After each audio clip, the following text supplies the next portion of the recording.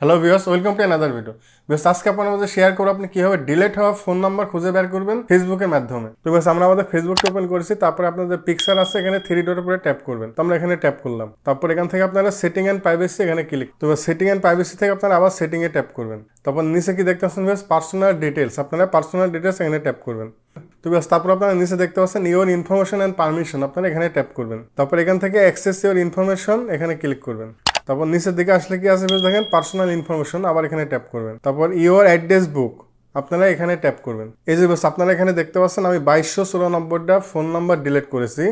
এখানে কিন্তু বেশ সকল ফোন নাম্বার আছে। তো এখানে কিন্তু বেশ ফুল নাম্বারটি দেখা যাচ্ছে না, আপনাদের যে ফোন নাম্বারটা দরকার সেটার উপরে আপনারা ট্যাপ করবেন। তো আমি এর উপরে ট্যাপ করলাম।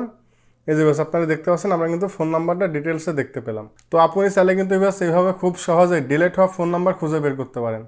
যদি ভিডিওটি ভালো লাগে অবশ্যই একটি লাইক করবেন, কমেন্টস করবেন, আপনার বন্ধুদের মাঝে শেয়ার করবেন।